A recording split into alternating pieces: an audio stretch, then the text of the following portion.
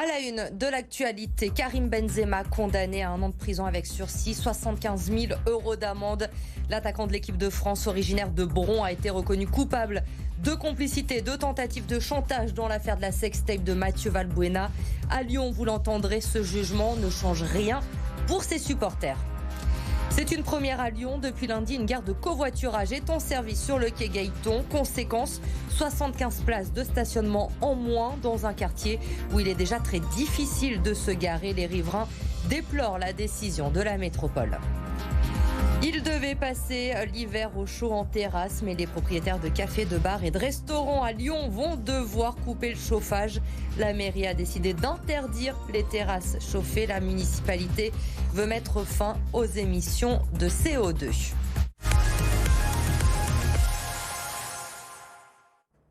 Karim Benzema a été reconnu coupable de complicité de tentative de chantage dans l'affaire de la sextape de Mathieu Valbuena. Le tribunal de Versailles l'a condamné aujourd'hui à 1 an de prison avec sursis et 75 000 € d'amende, une peine plus lourde que les réquisitions du parquet. Le Brondillon a décidé de faire appel. Simon Persitz et Lauriane Pellaud.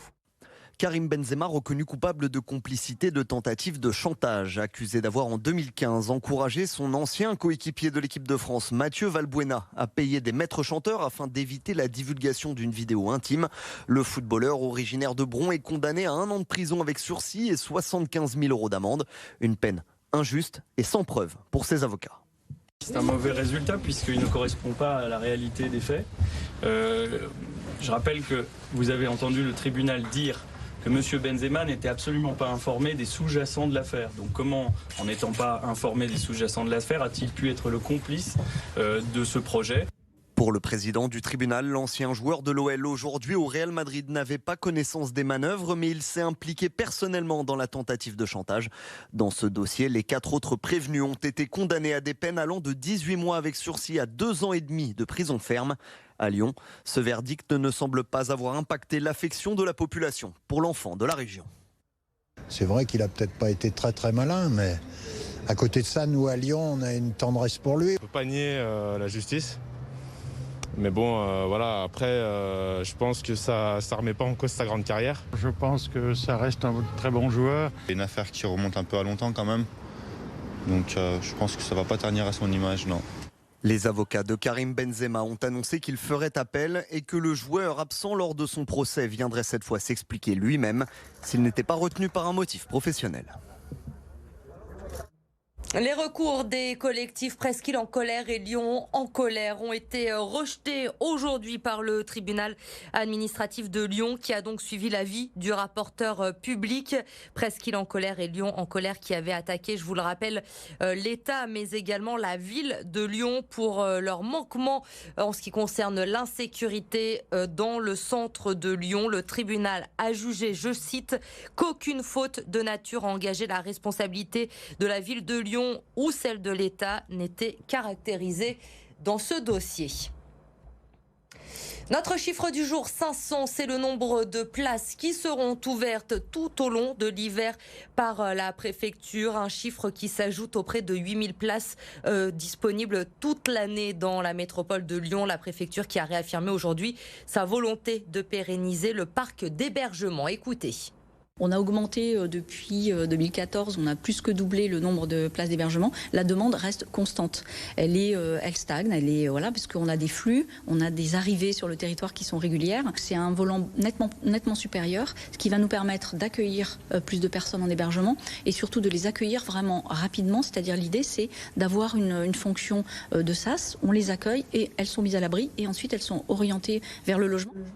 Depuis lundi, la première gare de covoiturage à Lyon est en service. Elle est installée sur le quai Gaëton et elle provoque la colère des riverains. 75 places de stationnement ont été supprimées dans un quartier où il est déjà très difficile de se garer. Lola Colomba et Iris Tréhin. Une aire de covoiturage sur la Presqu'île, c'est une première. Une volonté de la métropole pour réduire la place de la voiture et faciliter les rendez-vous entre covoitureurs. C'est un démarrage du covoiturage, c'est une brique importante de nos politiques de mobilité. Ici, il y a des panneaux qui permettent aux voyageurs d'appuyer sur un bouton et un message s'affiche avec la destination où il va, qui permet ensuite à l'automobiliste qui va sur cette destination de s'arrêter pour prendre le passager. Pourtant, le projet n'est pas au goût de tous. Des riverains étaient présents à l'inauguration pour montrer leur mécontentement. Je suis absolument persuadée que cette gare ne servira à rien parce que je pense que des gens sont très grands et très dégourdis aujourd'hui avec leur téléphone portable et qui vont prendre des rendez-vous dans des endroits qui seront pratiques pour le chauffeur et pas forcément sur un grand axe de circulation qui est très encombré en plus. Ce qui inquiète surtout, c'est la suppression de 75 places de stationnement. Quai Gaëton, celles-ci sont prises d'assaut, une situation fréquente pour les automobilistes. Et en ce moment, avec les travaux, tout ça, les places, c'est un peu compliqué, c'est un peu la galère. C'est difficile, j'ai fait 2 fois le tour du quartier pour trouver une place. Les habitants proposent notamment l'application du tarif résident dans une rue adjacente, ainsi que la rénovation des autres places du parking. Ça fait un peu plus d'une semaine maintenant que la rue Paul Chenavard, dans le 1er arrondissement, est fermée à la circulation. Un immeuble menace de s'effondrer. Personne ne sait combien de temps ça va durer. Mais en attendant, les commerçants du quartier, eux, sont dépités. Jade Terlinck. C'est un balai de voitures qui font demi-tour devant la rue Chenavard. Fermée à la circulation depuis une semaine en raison d'un immeuble qui menace de s'effondrer, les piétons n'y ont désormais plus accès. Pas du goût des commerçants du quartier. On est un petit peu dépités parce qu'on est toujours, nous les petits commerçants, on est toujours lésés. On nous oublie, on bloque la rue, mais on ne met pas en place une déviation piéton, par exemple. On ne met pas que les commerçants restent ouverts. On a constaté une perte de chiffre d'affaires d'à peu près 20% pour l'instant. Et je pense que ça va être encore plus à l'approche des fêtes du 8 décembre et des fêtes de fin d'année. Un manque à gagner pour ces commerçants qui interpellent la mairie du 1er arrondissement avec une pétition. Les réclamations sont nombreuses et ces gérants de magasins espèrent une réponse rapide. La chose dont on manque, nous, commerçants, donc je ne parle pas que pour notre enseigne, mais même pour ceux de la rue, c'est de savoir combien de temps ça va durer, approximativement, parce qu'on ne sait pas. Alors on nous parle d'1 an, tout à l'heure on nous parlait de 15 jours, et je pense qu'il n'y a rien de pire que le manque d'informations. Je ne pense pas que ce soit normal que ce soit les magasins qui doivent d'eux-mêmes utiliser des frais de communication pour ça. Évidemment, on aurait adoré que la ville prenne en compte l'événement, mette en place les actions correctives sur le plan de la communication, mais ils ne l'ont pas fait, donc il faut qu'on le fasse. Tandis que les commerçants s'organisent de leur côté pour maintenir une activité, l'immeuble est étroitement surveillé par les pompiers, la structure du bâtiment étant fortement en danger.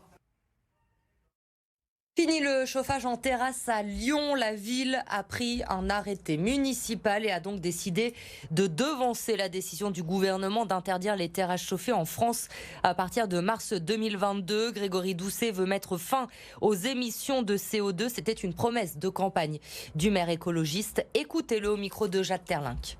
Le système de chauffage en extérieur, c'est 500 000 tonnes de CO2 qui sont émis par an. Donc c'est en fait... Même si à l'échelle de chaque terrasse, ça peut sembler limité, à l'échelle du pays, c'est considérable. On aura d'abord des mises en demeure qui seront bien sûr données aux contrevenants. Il y a une sanction légale de 35 € qui s'applique. Et en cas de répétition, on pourra retirer le droit de terrasse si les professionnels ne voulaient pas respecter la règle. Et malgré les sanctions possibles, la décision de la mairie ne fait pas l'unanimité. Le patron du café 203, par exemple, ne compte pas faire respecter cet arrêté municipal. Victoria Solano et Arthur Blay. Au café 203, on entre en résistance. Le directeur de cet établissement du 1er arrondissement de Lyon a décidé de maintenir son chauffage en terrasse. Aujourd'hui, en plein Covid, enlever les chauffages de terrasse, c'est faire rentrer tout le monde à l'intérieur. Donc si tout le monde rentre, je pense qu'il y a mise en danger de la vie d'autrui. On considère que ces chauffages sont des chauffages à rayonnement.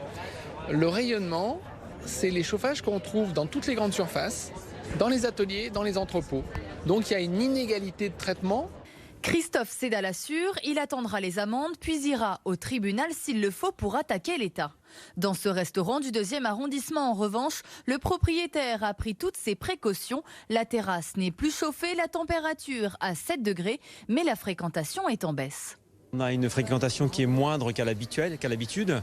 Donc je pense que le chauffage y fait. Commercialement, c'est pas une super nouvelle parce qu'effectivement, à partir du moment où on avait droit au chauffage extérieur, c'est un confort qu'on donne aux clients. Les plaids sont désormais de sortie pour réchauffer les clients en terrasse qui ne sont majoritairement pas refroidis par l'absence de chauffage. Je pense que c'est une mesure qui est quand même nécessaire parce que c'est quand même, j'imagine, quelque chose qui consomme énormément. Le temps ici est assez froid est assez sec. Et donc c'est vrai que c'est une autre tendance qu'on peut prendre, à se dire qu'on aura peut-être moins envie d'aller en terrasse. Je trouve ça un petit peu dommage parce que j'aime bien profiter de l'extérieur même en hiver. Je trouve plus agréable qu'être à l'intérieur. Pour les terrasses des autres villes, dernier hiver au chaud. En avril 2022, la fin du chauffage des terrasses sera généralisée à tous les établissements de France.